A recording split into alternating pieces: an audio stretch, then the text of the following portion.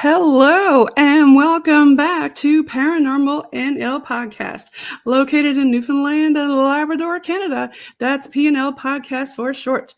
I'm your host and founder, Jen Nosworthy. Thank you for tuning in to UPRN, United Public Radio Network, 107.7 FM in New Orleans and 105.3 FM on that Gulf for tonight's Beyond the Haunting special on UPRN segment number 35. I've got two special guests tonight waiting backstage from British Columbia, Canada, who I'll bring on shortly. Now it's time to grab your favorite cold one, a few munchies, and get ready for the spooky show tonight. ParanormalNL Podcast is sponsored by the Bog Team. It's a boots-on-the-ground Bog Team doing historical paranormal investigations in Newfoundland, Canada. PNL Podcast believes in supporting international paranormal networking and highlighting global paranormal people, places, and things. And you can follow PNL Podcast and that Bog Team on their Linktree ParanormalNL Podcast. Now let's get on with the show tonight. I've got on with me Corine Carey and Kelly Ireland. Welcome. Thanks so much for having us. Should I say welcome back for the folks who are following PNL Podcast from season 2? Y'all were on what season? Yeah, season 2, episode 125. So yeah, we're into season 3. Yeah. Yes. So welcome back. So tell everybody listening in on UPRN who don't know who you guys are. Tell us a little about yourselves and Beyond the Hunting Investigations.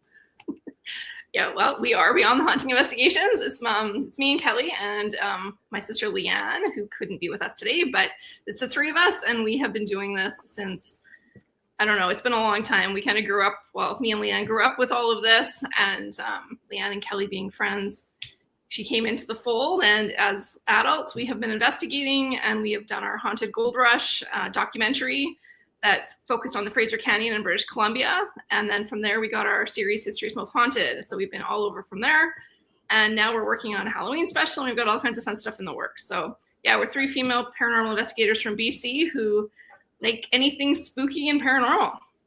Go Canada. Kelly, you want to tell us a little bit about yourself?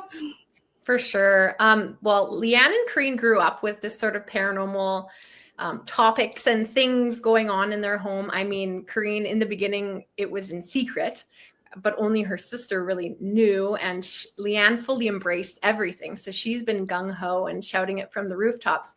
But in where I grew up, it wasn't common chatter. Like, we didn't talk about this stuff. Sometimes I would say things, or I would see things, or see the world a certain way. And I was often told, like, don't say that, or don't be weird, or things like that. So I shut all of that stuff down, and then I became friends with Leanne in high school, and we started playing volleyball, and she was like different. She talked about weird things that were at the time weird to me. And the more time I spent at their house, the more I started to see that maybe there was more to this world. And I mean, seeing people cry over and over and over because Corine is communicating messages from beyond, and things that these people are saying, nobody knows this, I've never told anyone. That's pretty ground shattering for me. So it was that you witnessed Corine in action, hey? Oh yeah. And then them taking me out to different places and seeing them see and feel and experience and all of that really helped me to tap into what I already had, which I didn't realize. And so then I started having memories from my childhood come back about like, oh, I remember this one time this happened. And they're like, well, now do you know what that means? And I'm like, well, yeah. So it's been quite Kelly, was one of the most investigations that stick out in your mind that Corine did when you went, oh my gosh, like, how did she know that? Or what just happened kind of thing? Let's see. Well, one of the first ones that I ever did was is it the train station museum, Corine? Oh yeah. Yeah. Yeah. So where we grew up, there's a museum there. And that was one of the very first places that I went in and experienced it. And I was still like pretty skeptical. I mean, I'd seen a lot, but still, you're telling me we're going to go in this haunted place and like see things that, you know, beings or ghosts or whatever. So we went in and it was just incredible. And and at this point now she had gear, an arsenal of gear. So we started using it because for Corine, it wasn't from my perspective, and I don't know if you agree, Corine, it was just to prove to herself that she's not crazy, if you know what I mean. So like she sees something there. And so for her, she always told me, like, hypothetically, or not even hypothetically, if it's there and I use this gear, it will validate what I'm seeing. So for me, I was like, wow, okay, so she can see that and she can hear that spirit speaking to her. And so now we have this gear. And so when the gear was acting up after she had said, someone standing there, point the gear there, and it maps in or something goes off, it was just very surreal and almost hard to believe until I started to really develop my own abilities. And so then I would be like, I feel something over there, as Corine's like, what was that? And then so it was just like the development process was just fascinating. And then I think we went to the museum with a few other people. And so the thing that always really gets me is when Corine does readings with people and just delivers messages and or like solves family mysteries. And it's just like so Scooby-Doo. I just love it. What about you, Corine? Has there been something for you that just totally like blew you kind of thing? I mean, being said, you know that you have this gift, but is there anything that sticks out in your mind that happened that was like, oh, wow, like that just happened kind of thing? So many. Right? Yeah, like honestly, and I think Leanne kind of jokes around, like, she's like, how can you always be so surprised? I'm like, because I still, like, I can't wrap my head around a lot of it. Actually, I can go back to this one. I had to mention Bell Island because y'all were here on the U-Boat Ireland episode. And if y'all haven't seen it, you got to go watch it. On Histories Most Haunted, Season 1, Episode 6, they did U-Boat Ireland, Ghost of Second World War. And it was over here on Bell Island. And they captured some wild stuff down there in that mine. And not just the mine, but up in the house, right? Yeah. Did you want to talk a little bit about what you did over there? Yeah, like that one, there's so many things, like going back to the first question too, like there's so many things that surprise me because I've had this my whole life. And like Kelly said, I kept it quiet and secretive for so long that I'm still as an adult, like, seriously, like, is that real? Like, it blows my mind every time. And Bell Island was one of those places because, we get there and it was February. It was very cold. And they're like, okay, so we're going into this underground submarine mine. And then there was the Nazis had used their, their Wolfpack submarines, and they'd blown up some of the iron ore ships. And like, there was this house where the owners had like helped try to save all these people that were on the boats that night. And it was just, you could feel it. Like, we all felt the intensity of that property and what had happened. And so going into that home, I was picking up things that I believe were connected to the family, but also connected to like the victims who passed in the house. And then it was like, also like, I could feel this one spirit was kind of there constantly. And I kept getting the name over and over and over. And I'm like, what is going on? Like, I don't know this person. Like, at one point I thought it was connected to my family because I had a family member with a similar name. I'm like, am I reading something wrong? Like, and so eventually, as the investigation progressed and we kind of were getting some clues and we were trying to piece together, all three of us, of what was happening, when we found the memorial plaque with the name of one of the victims from the U-boat sinking, like, I'm still stunned every time. So, honest reactions, it's just like, are you serious? Like, how? Like, it's fascinating to get it and then to have it validated. It's just, that's why a lot of people say they don't want to know anything about the history before they go, because when they go there and if they feel or sense or something or someone, and then later they either look at the picture or find something historical, like, oh, that's the person or that's the thing, right? Absolutely. Yeah, it's fascinating to me too. Go ahead. I was just going to say that's my favorite part, actually, is not knowing and going in blind, especially with Corine's abilities. Because like when we went down to, what's the beach? Lance Cove Beach. Yes. Yeah. Lance Cove. So we're standing there and all of a sudden we're talking and all of a sudden Corine's like, oh my gosh, I see this going out in the water and I'm hearing this name and I don't know if it's my family or if it's someone else yet. And it turns out we ended up back at the house that was just across the hill or up the hill. And that's where we did our investigation. And she's getting the same name. And finally, I don't know if it was Leanne or me or who, or Corine, and we're like, wasn't there a monument we drove by? And it's just down the block. So we walked out in the February weather, and I'm reading it, and there was the name, and it's like every single time, and it's always so exciting. It's so exciting for me.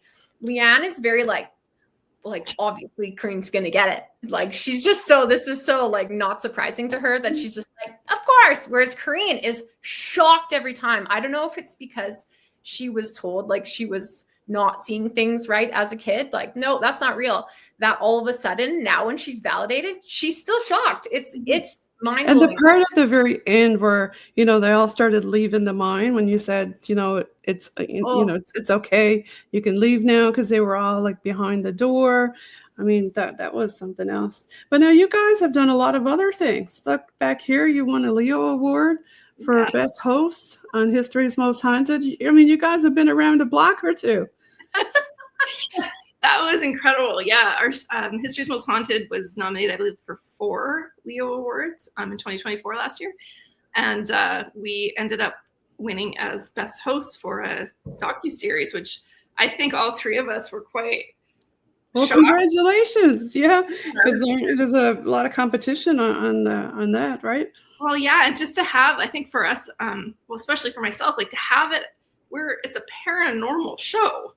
Like, to be winning an award for, like, if you had told little Corine, who, like, you know, 30 years ago that you'd be getting an award for hosting a paranormal TV series where you're using your psychic abilities and your mediumship abilities with Kelly and Leanne, I'd be like, okay. But to be honored like that really, really meant a lot. Really hits home, you know. Oh, yeah. You help a lot of different people. You want to talk a little bit about your sister? No, I'm kidding. No?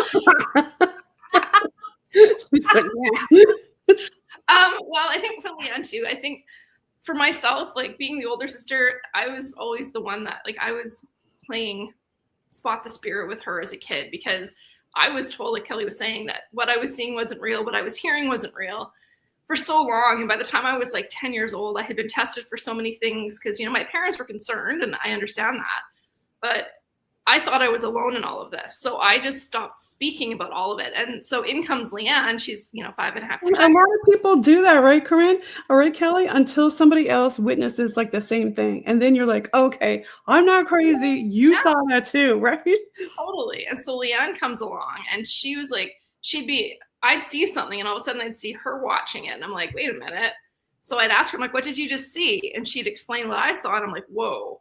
And so it became more of a, like, I made it a game because she was younger, like spot the spirit, but it was really just me trying to test her to see, like, is she actually picking up the same things as me? And when she kept getting it over and over, I'm like, so this is real to some degree. Like, what is this? So for Leanne, it was just normal. We shared a bedroom for years. She just always was seeing the weird with me, I guess. I don't know.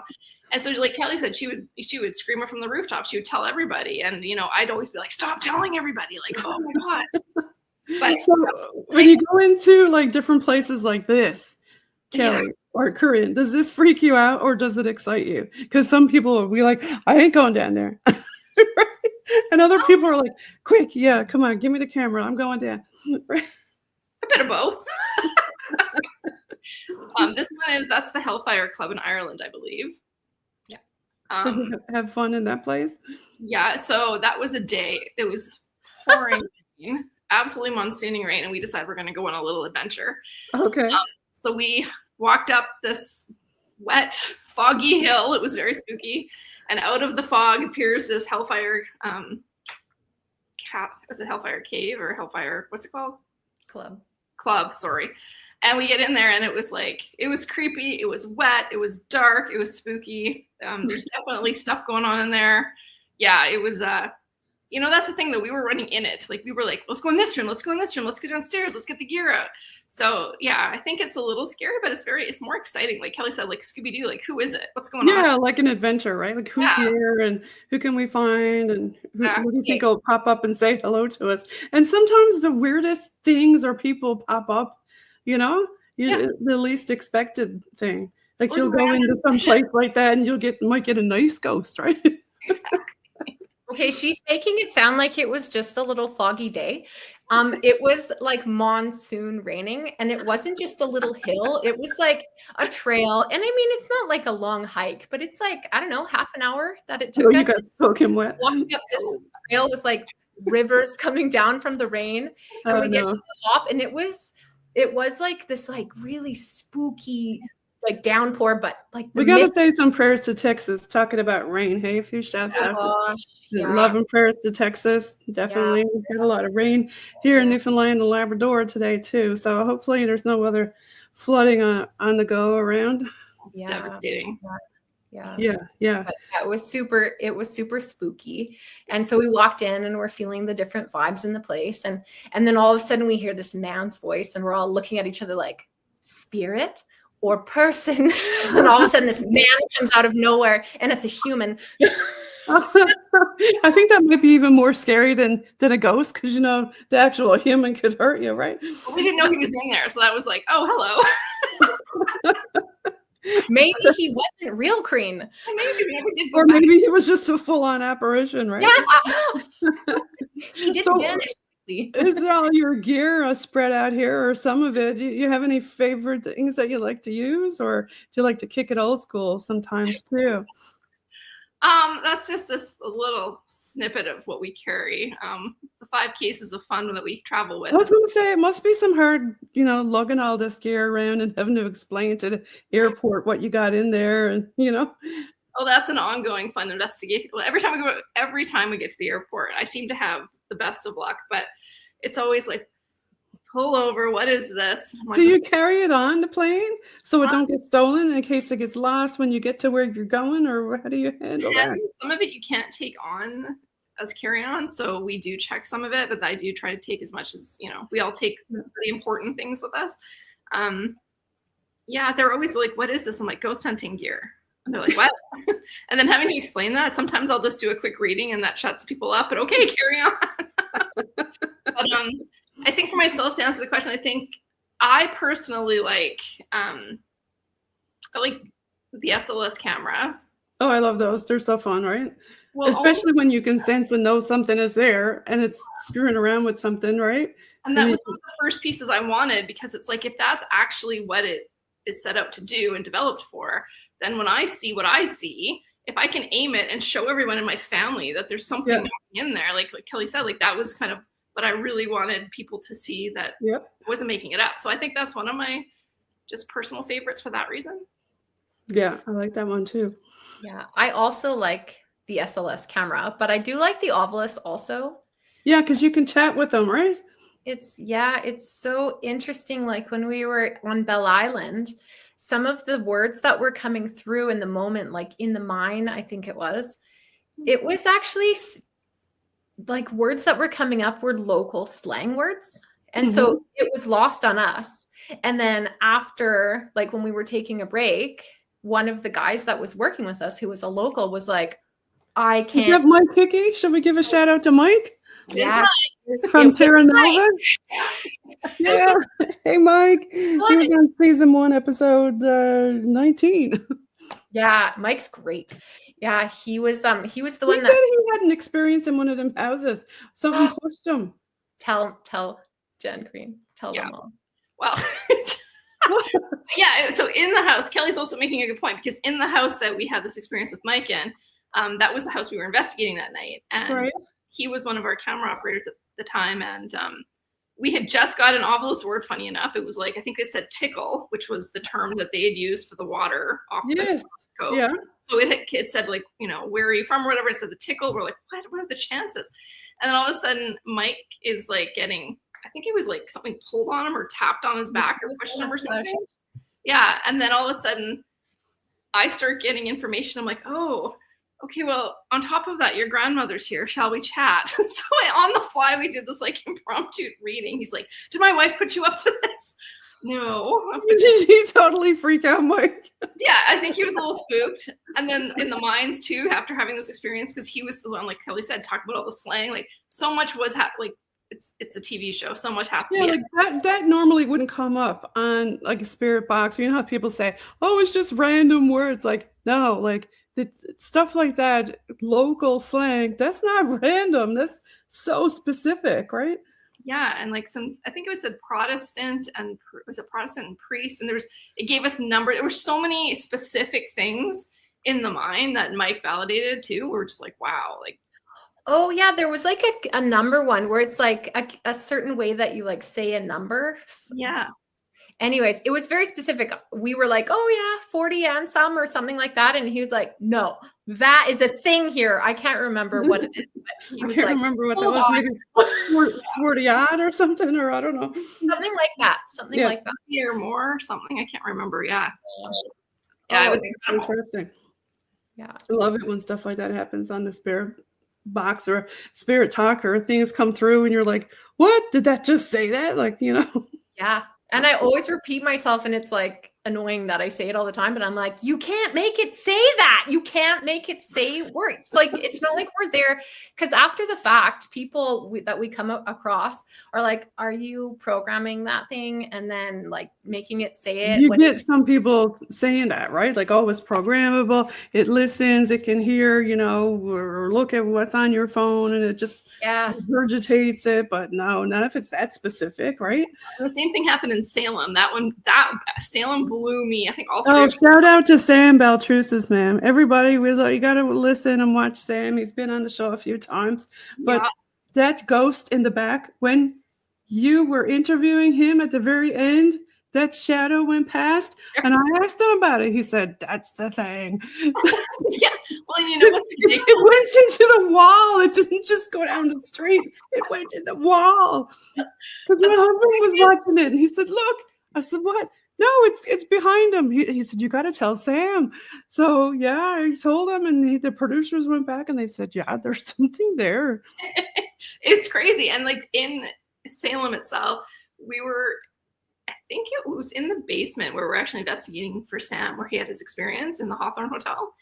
And I think it said, was it Witch Remember Us? Or was that in the other seafood Turner restaurant? Like, to have it say Witch and Remember Us in Salem, we're just like, what is happening? Like, that obelisk was just on fire. And then when we asked, you know, something had come up about the core of the investigation. So we typed in like, what's at the core? And when it said Sam, I was like, oh my God. I know, right? Because of their family history and all that stuff. Yeah. It all ties in.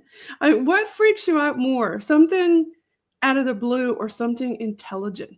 I think the intelligent ones intrigue me, but at the same time raises the hair on all of my arms because it's so intelligent and can predict things, and it'll say something, and then all of a sudden that will happen. It's like, whoa. If they're angry spirits, then that can be a bit alarming. Yeah. Especially because she can see them. Like, it's so interesting when my experience with Corine is once they know she can see them, they kind of like rush her. And then seeing her as she's like, oh shit, like it's right in my face. And like just like it's too many of them, right? Like just one at a time, please. Right? Do you find that they kind of come up to you and try to chatterbox? Yeah, well, I think I don't know. I feel like the ones that are just random, like Kelly said, depends on the energy and the vibe of them. Because, you know, I've been to places where we've been investigating and we figure something out and we know what's going on. And I'm like, okay, well, you know, it's just somebody saying something like, this is who we think it is and this is what's happening. So that's cool. Like you have a roommate, you know, that kind of thing. But for me, the scarier ones, like it's when I'm completely not expecting it. Like I was with dinner. I went out to dinner with friends. It was a couple years ago, and we were downtown Vancouver in a really nice restaurant. And I went downstairs to the washroom, and I was like, "There's something down here." I'm like, "Nope, I'm having dinner. Turn it off. I'm not interested." And of course, I'm the only one in the whole downstairs area, the only one in the washroom, the only one anywhere. And you know, I come out of the stall to wash my hands, and this woman, spirit, clear as day, like this burgundy dress, hair up, just rushes me and like it screams, "Help me!" And I literally was like, "What the hell?" Like I was so not prepared for that. I was spooked out. I literally like I've never booked it so fast. And, like, my husband goes down and he's down there and he goes to the washroom. And by the time actually when I came up from that experience, my friends and my husband were like, what's wrong? Like, it looked like I've seen a ghost. And this is kind of when I kept things quiet a few years ago. And anyway, I'm like, you have no idea. And so my husband goes down, he comes up, and then later on the drive home, he didn't look right either. And he goes, did you see a woman in a burgundy dress? I'm like, did you? He's like, You saw her? and I'm like, oh my God. And he described exactly what I saw. And then we went back years later, and I'm like, well, I'm not going to use the washroom at this restaurant, but let's ask the staff. And they're like, oh yeah, there's definitely something downstairs. It's, somebody passed away here like 30s. Okay, so they knew too, hey? So I was like, oh, that scares me the Wow. most. It's like, you are not expecting that. You're just washing your hands. Like, what the Yeah. heck? Yeah, that happened to one of our friends one time at a museum. Came up and rushed to me. He was like, can I just use the bathroom alone, please? Yeah, like And then he went out and we were laughing because we were in the car telling the spirit to go and talk with him, right? So then he comes back out and we're all laughing. He's like, oh my God, he said, I just had the weirdest experience because the lady in the museum saw him too, right? And then she said who he was and everything. And we were laughing. We said, yeah, we told him to go up to you and talk to you and say hello. I love that. Leanne's done that too. Do not scream. Okay. Thanks, right? So when you go out in the woods, I got a question. And the reason why I have this question is for some reason it keeps telling us don't go in the woods. The woods are cursed or haunted or something like that. Do you ever get stuff like that when you're out amongst it? Like, do you ever just go in the woods and look around? Yeah, I think the three of us grew up playing in the forest and the woods. So I think that's kind of, I don't know.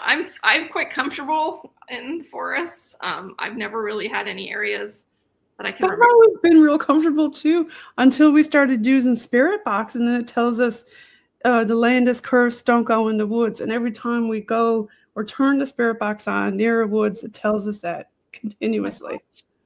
Interesting. Weird, right? Yeah. There's certain areas I'm sure that are, hot spots. Could be. Maybe just or could be elementals. You just don't know, right? Right, exactly. Yeah. I think, we've heard of elementals, and we were investigating a location for a Halloween special coming up this fall that is claimed to have an elemental in it as well. And, there's definitely energy shifts, and there's things that you feel that you're not 100% sure. And, if you have more time at a location, maybe, but yeah, I'm not too sure about cursed lands. I'm not saying it doesn't exist, but I'm saying, yeah, I've never. Do you ever get stuff that comes through that's not human? And you think, oh, I don't want to talk to this, or just laughing. For myself, yeah, there's been so many weird things where over the years where I'm just like, I don't know what that is, or I can't read the energy, or I can't place it. And I'm like, I don't know if it's not human or elemental or like just a different kind of energy or something from out of this world. Like, I don't know what it is because I can't pin it. And that kind of freaks me out, because usually I can be like, oh, this person is, he's saying his name is William and he's this person, and I can kind of piece things together. But when I can't, there's been a few times over the years where even Leanne, I remember in Virginia City, Nevada, there was a couple places, and there's a few locations where all of us were like, I don't know what this is. Maybe we should just take a step back. Like, could be like a trickster kind of thing, like something like that. Saying it's one thing, but it's not that. It's something else. Kind of. And then also just an energy where you're like, I don't know if this is human, but I don't know what it is. Does that make sense? Yeah. So what do you recommend people how to protect themselves? How do you guys do it when you go out? Like, what do you guys do? For me, it's just making a very conscious, intentional effort to go in grounded and stay grounded. Like, when you start to be scared and sort of like go outside of yourself, that's when it can become a little sketchy. So when you start to feel that fright, then trying to stay centered to try and prevent anyone from hitching a ride home with you. Yeah, you don't want that. Nobody wants an attachment, right? No. And we've all been saying for years too, like, jokingly, but also seriously, like, it's bubbles up, protect yourself. When you go in, you have that protective bubble, that energy, that light, the positive energy that you want to protect you when you go in to help yourself stay grounded, right? Because if you don't, like Kelly said, there's been a few times where the first time that I ever let my guard down was kind of early on when we were investigating, and I was in a very, very old 10,000 square foot abandoned building with like very little power. It was very scary. And we had just lost, like our father had just passed away. Oh, I'm sorry. Thanks. And I was like, okay, so could this be my dad? Like there was just a split second where I'm like, could this be my dad? And when you talk about trickster energy, it was coming through with words. I'm like, could this be him? And I let my guard down for a split second. And then it was like, it's like demon poltergeist. I'm like, that's not my dad. Like, so, and that's when I started like, oh God, like bubbles back up. Like, oh gosh, what was that? I don't know. So, I've learned my lesson. You just have to keep protected and not let those little things in and not let the fear take over. Because as soon as the fear takes over. Right. Yeah, that's important. So like, do you do anything special before and after? Or I know you talked about before, but anything like after when you go home? Some people have these different rituals where they even take off all their clothes that they had on where they were and don't let it in the house. And, all these other things like crystals and sage and whatnot. We've used sage in the past, but I think it's very personal. Like everybody does their own kind of thing, right? So for myself, I know that when I'm done, like I always, like I say, bubbles up. I have that protective bubble and I keep that with me until I get home.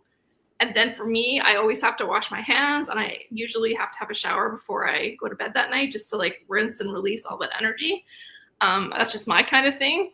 I do wear a lot of people use salt. Do you use salt in the bath or whatever? Like, sorry. Salt. Do you use a salt scrub too? Some people use that, or they say no. Nothing specific. I just keep, like Kelly said, you keep your boundaries, you keep your protective walls up, and then I think, knock on wood, I've been okay. Yeah, I'll share an experience too for me. So on the Gold Rush Trail, when we did Haunted Gold Rush, so we were filming up the Gold Rush Trail up to Barkerville and stopping at haunted locations along the way. And for the first location in Yale, we went in this home, and that was a really good experience, good and not good experience. So it was a good learning lesson for me because I thought, I'm just going to like shield down. And so I like dropped my shield because I wanted like full on, like, let's do this. Oh, okay. And it was not great. So it was like just letting go of boundaries, basically. Like when you're working with spirit, you have to make sure you establish and hold boundaries. And I was just like, no boundaries. Like, let's see and feel and like come as close as you want. And it was like, got really close that it was like, holy crap, this is too close, too much. And so I had to like work extra hard after. Well, what do you say for the boundaries for them not to get too close? Or do you only like, some people say any non-living? Well, I mean, that could be anybody. Or do you try to focus in on the one spirit, or just invite like, hey, anybody want to come chat? Or, Yeah. So for me, it's like a blanket statement, human, non-human. I don't care who you are. You just stay out of my space. Like if you're a spirit, you can stay at a distance and we can just sort of connect. Like you can show me from there and we'll meet sort of in the middle space. And that's how I get it. Whereas in Yale, I was like, come on. Yeah, well, you got to tell them not to be using your energy, right? That was like, it was the one time that I like really dropped it. And then after that, I was like, never, ever again. That was too close for me for comfort. And so how long did it take you to get over that, Kelly? You know what? It didn't take very long. Like I just went outside in nature because we actually did that investigation and then we slept in that house. It was a lot. So we investigated. It was like super intense, connected with this rage guy. And then you had to stay overnight. Okay. Oh, and then so I went outside and it was like right by the river. So I was able to just really, I had to focus super hard to try and ground and like imagine energy flowing off of me and just like grounding into the earth and all that stuff. And so by the time I went back in, I was, to me, fully grounded and centered again. But it was like, it took a bit longer than normal. And then by the time we were going to bed, Leanne's like, and we had to share a bed in a room. She's like, I don't know if I want to sleep with you. Like, hey. Do you find it hard to investigate in a facility and then sleep there that night? Because do you feel that while you're sleeping that opens you up? I can take it. Go ahead. I can comment after. Okay. I just feel like when I'm investigating, like Kelly says, we're all in. We're making sure that we're grounded. We're keeping everything a bit, but we're trying to interpret things. And so it's super exhausting when at the end of that, they're like, okay, so now you're going to stay over and sleep here. So to me, I'm like, well, we're not sleeping tonight then, because they're still here. We've just connected with them. They're going to want to talk with us all night or get our attention. So literally, like I've stayed at places. I think it was in Texas. It was like our hotel the Manger was on the grounds of the Alamo Battle. Like, I'm like, are you serious? We're staying on the grounds. And of course, I don't know how or why I ended up in like the oldest wing of this place, middle of nowhere by myself. They're all like in the fancy new part, like way far away. And I'm having like, I remember I saw shadow figures in my room. I had the door open and closed, even though I had a deadbolt on it. Oh my gosh. How the hell is this? So I didn't really sleep for a week, but you know, you just Didn't spirit push on your bed? Oh yeah, and then I had somebody pushing on the bed, woke me up, and I felt somebody sit next to me. I'm like, I hate it when that happens, right? Yeah, that's just the worst feeling ever, isn't it? Yeah. Did you ever have something like try to hold your hand at the same time while it sits on the bed? It's like, ew. It's not so much the hand, it's always like touching the leg, like my shin or my foot. I'm like, nope. Yeah. Don't touch it. No. And then you're wide awake because you're like, well, this is great. Like, yeah, you're like Katy Perry, wide awake all night, right? Yeah, me and Leanne were across the hotel together in like a room.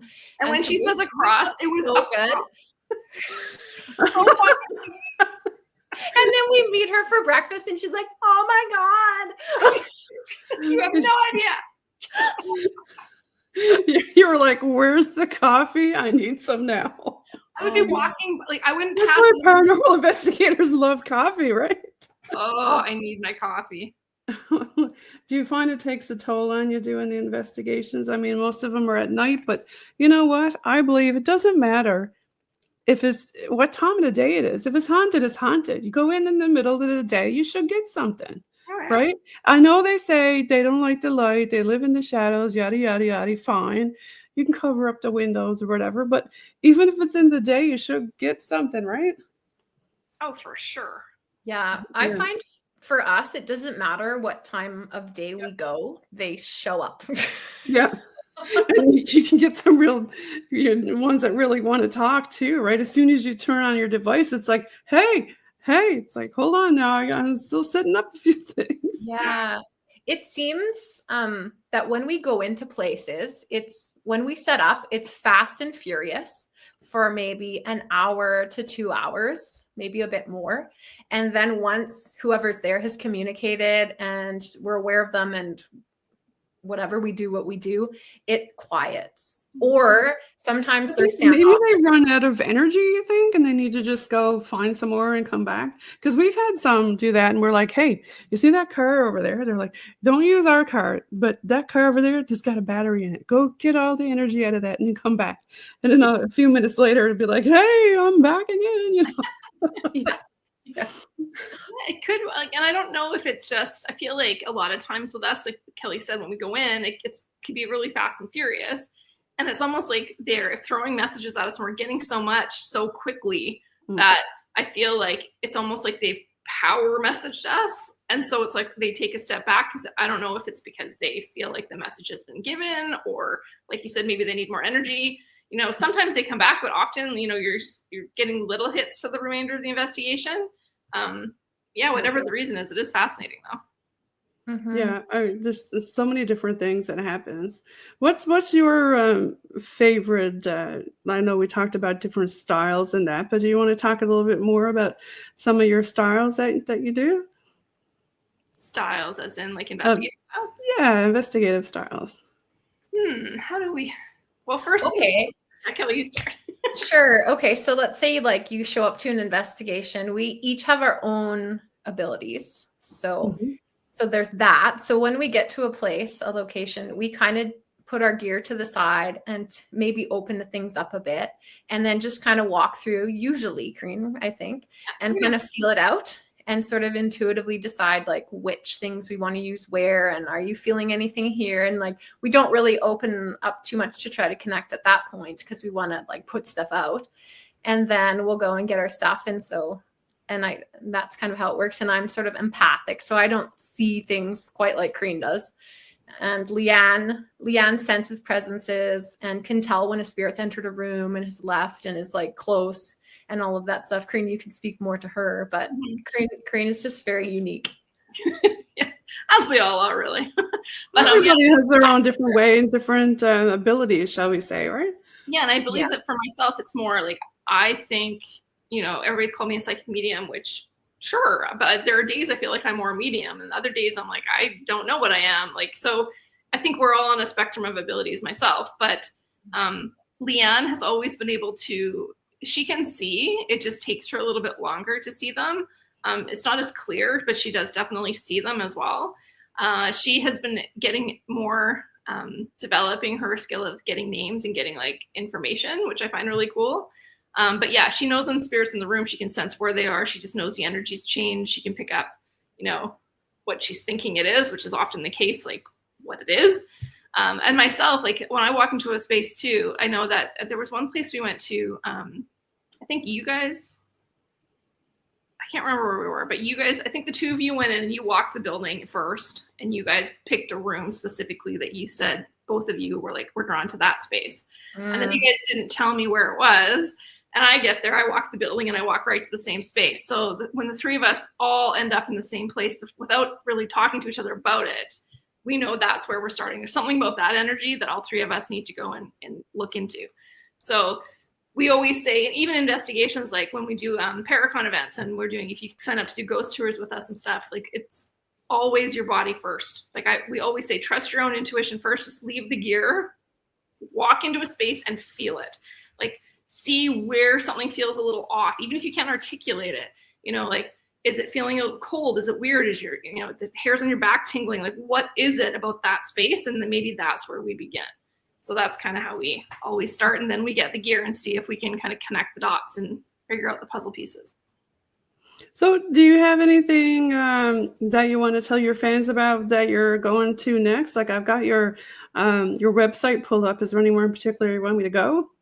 I haven't been on there in a little while. I'm on the home screen here. There's all kinds of fun stuff going on. So I do know that we are, I was just at the 108 mile heritage site for the 108 mile Paracon last month.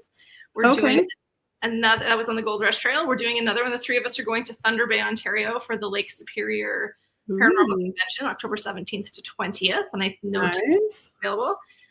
So we'll be there. We're going to be doing a talk. We're going to be leading one of the ghost hunts with Carrie Lynn Shellhorn and the Snipe investigators and a few other investigators. So yeah, you can sign up for that as well. And then we are also promoting soon our Halloween special. So we did an Ireland special for Halloween that's being edited right now and will air on TNE this fall, sometime in October. So we'll announce on our social media and our website when that will happen. Okay. What else am I missing, Kelly? What else are we doing? You're going back to Ireland, Corine. Oh, yes. There's that too. Ooh, I bet you can't wait to do that. Yeah. So I've paired with Spooky Ireland Tours, and May has been amazing. And we put together an itinerary for May 2026. So if anyone is interested in coming, I'll be the tour ambassador for that trip. And we picked some of the locations that we got to investigate for our Halloween special, which we're not going to talk about quite yet, but we will be going back to those places if you sign up to do the tour with me as well. Fun. Yeah, and I think they're starting to re-air our Histories Most Haunted randomly early in the mornings, but I know this Friday, July 11th, I think it's 5 a.m. Pacific PST time. We actually have our New Orleans episode airing this Friday on TNE. So if anybody does have cable and is up at 5 a.m., you can check that one out. Yeah, you got a lot of stuff on the go. You've been to a lot of different places. Do you have any favorite places that you've been? Oh, so many. Okay, it changes from moment to moment, but at this particular time, I would say Bell Island is right up there. Oh, I love that you said that. Yay! Oh, everybody, if you haven't been to Bell Island, it's the most haunted place in North America. You have to come and check it out. Oh yeah, it is just a wild place. There you are there in Bell Island in the background. Oh, yeah. Yep. Yeah, everyone we talked to there has had an experience. Just walking along the trails out in nature, Corine was seeing things fly, like things that I couldn't see moving around. And it was like the energy coming up from the earth. It was wild. Awesome. Did you like the boat ride across? Oh, the In ferry. freezing cold on the ferry? It was awesome. That's a little bit of Newfoundland for you. Can't come to Newfoundland without getting on a boat. Right. Well, I think one of my favorites, And I love that you guys do paranormal tourism, because I think that that's really important. Being that we're a small island, a lot of people are afraid to talk about the paranormal or host it at different hotels and stuff. But I think that a lot of people should do it more, and more people would enjoy it. What do you guys think? Oh, absolutely. I think that's one of the things that we're really excited about is, going to these places and bringing the past to life through the paranormal, right? We've always said that we're looking at history through a paranormal lens. And so it's not to be scared. Like, it can be scary, but like, if you take the attitude that goes for people too, you're just trying to connect with who's still there and like, why are they still there? Like, what's their story and how can we connect and help them or figure out what they need to share? So like one of my favorite places, honestly, like right now, like Kelly said, it changes all the time, would be our own backyard, like the Gold Rush Trail up to Barkerville. Like Barkerville is the largest, maintained historic site in Western Canada. It's huge. And just knowing how many people, the tens of thousands of miners that came up and, that. What is it about the mines though, guys? What do you think? You think it's because, that we dug into them, that, I don't know, it kind of stirs up a lot of stuff? Yeah, I think it definitely messes up nature for sure. But then just think about all the people that go there and how their energy imprints on the land, and how anybody that potentially dies or any traumatic, like the stone tape theory, right? If you're thinking about how things imprint, you're talking like into a mine, like that's going to reverberate through like so much of that land. So, there's so many layers of history. There's so many layers of paranormal that we don't even understand yet. So how it's all connected, we just find it fascinating. So we want to go and delve into the history and find out what's happened and promote the location. And, I've been teaching history for over 20 years. And when kids and people are like, oh, history, so boring. I'm like, no, it's not. So like, we're always trying to be like, this is such a cool new angle, and just check it out, like learn from the past. And maybe the paranormal is the angle you want to start delving into that history through, because there's so much that we do know about Bell Island, right? You were a paranormal tourist, shall we say, and where would you recommend in British Columbia to go visit besides there? Kelly, any thoughts? Oh, Corine, the name is escaping me. I know you got some hot spots there somewhere, dude. Cool hotel. We haven't made it to there yet, but we want to go. Oh, Corine. Okay. Or any other Canadian provinces you want to throw out there? This is going to bite me too. I know what you're talking about now. I would say, honestly, if you guys are interested, even to recreate what we did on the Gold Rush Trail, I'm not trying to say do it because we did it. I'm doing it because it's amazing. Like the drive is beautiful, and the historic sites along the way. Like you can start in Victoria even and go from Victoria to New Westminster up to Yale. Drive the Fraser Canyon from Yale up to Hat. Like, you cross through Boston Bar, you get to Hat Creek Ranch up in Cache Creek. There's like Clinton is a famous ghost town region. Is it Clinton? Is that inhabited, or is it just like one of those towns where there's nobody there? Or it's a very small community, but the history there, like they've got one of the original old 1860s cemeteries. They've got buildings. It's fascinating. It's like one of the old stops. You can go up to Hat Creek Ranch. They have one of the original roadhouses from the Gold Rush era. You hit 100 Mile. You go to that barn at the 108 Mile Ranch. That ranks on our documentary as one of the scariest places we'd been at the time. You go. What happened at that place when you were there? Barkerville. Yeah, the whole thing I think is fascinating. What happened when you said that it was at the most one of the most scariest places? What happened there? So you do not want to talk about it because it was too traumatizing. I was just there doing a Paracon event, and I had to present in the barn that we investigated, so it was a little bit. Okay. No, it's one of those places where every building on site at the heritage site has activity. And we, for whatever reason, focused on the old Clydesdale barn. And that barn, the history of the barn alone and the history of the land with the potential female serial killer and all like the stuff that's going on in there.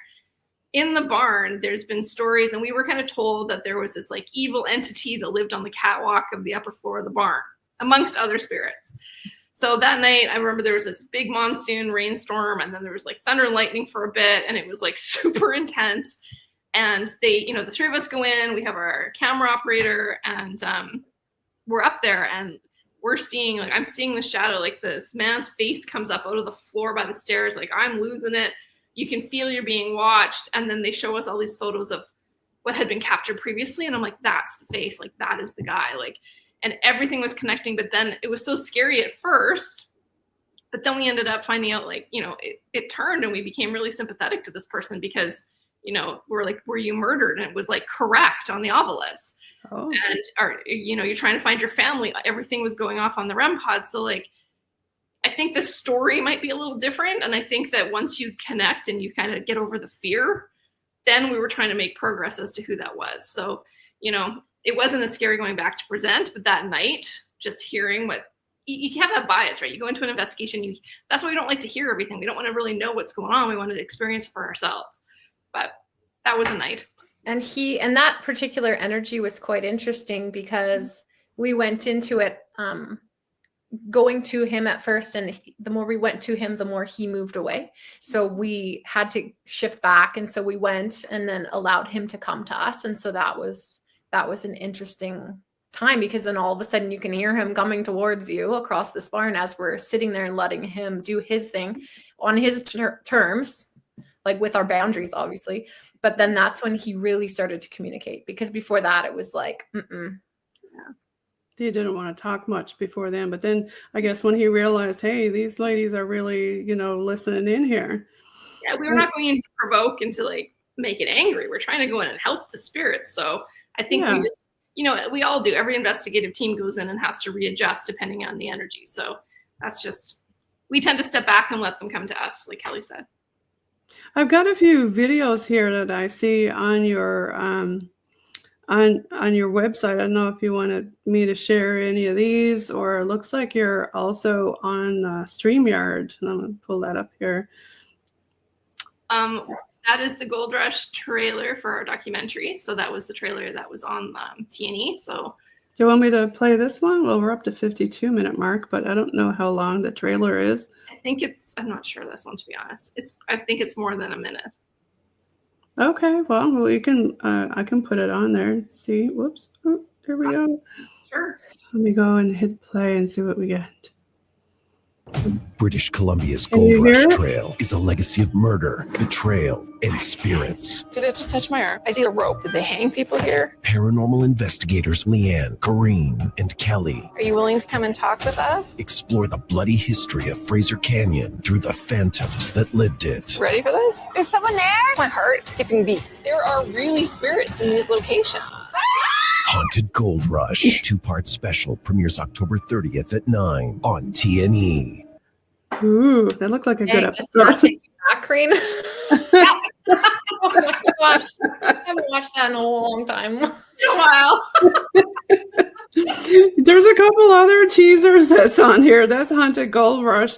Then there's another one y'all got here for Histories Most Haunted. There's a little teaser here I can put up. Sure. There's a trailer here. I can put that one on for your fans to watch. Add to the stage. We're having fun here. With oh my gosh, those clips of me. I look crazy pants.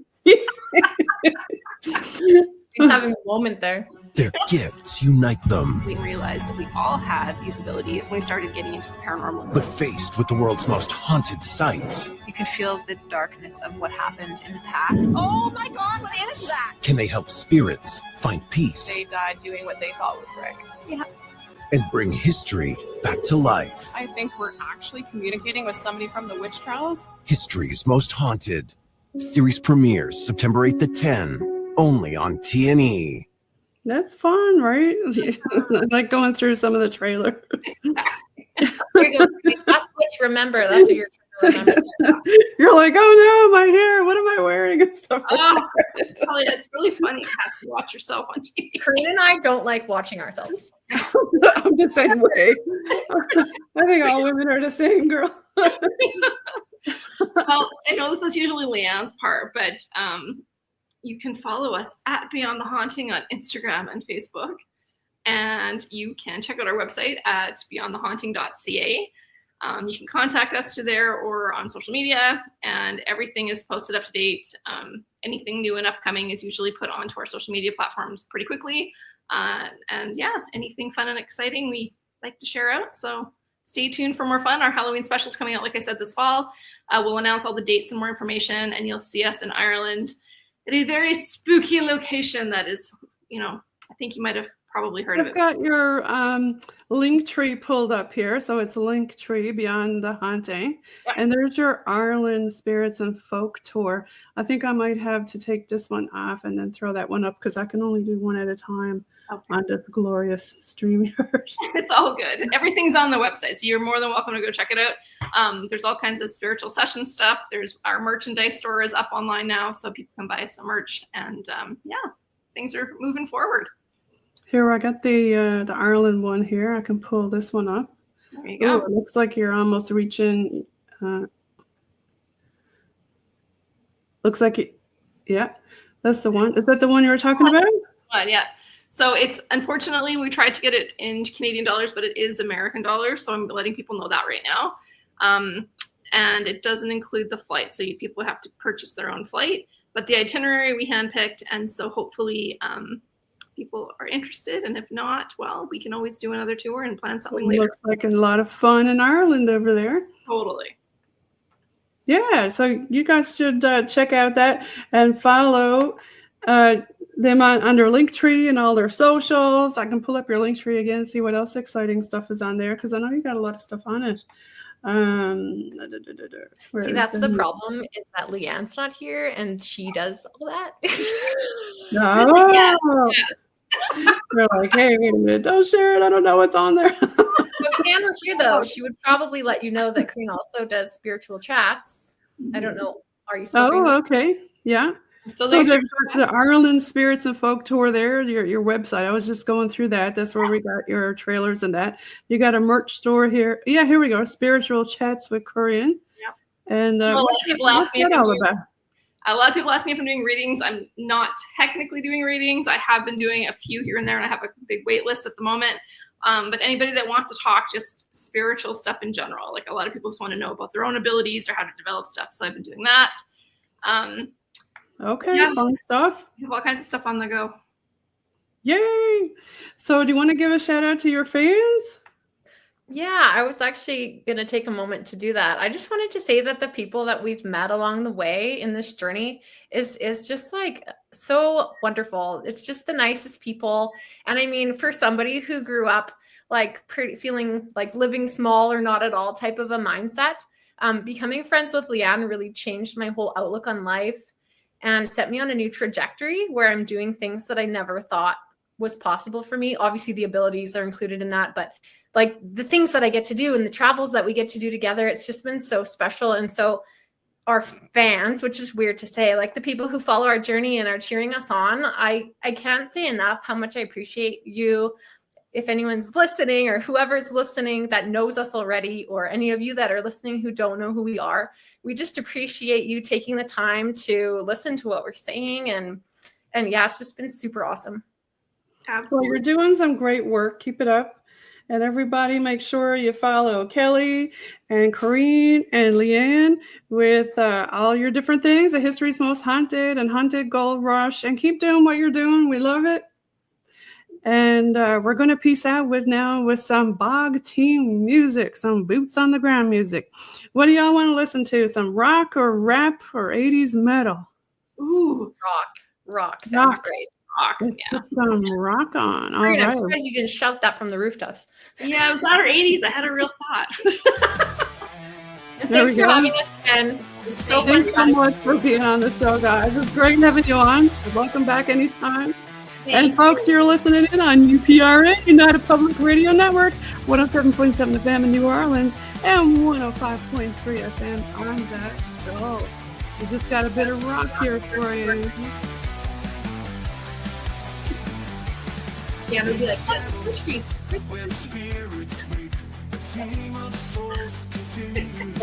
Through the veil of time, they bravely tread the boots on the ground scene.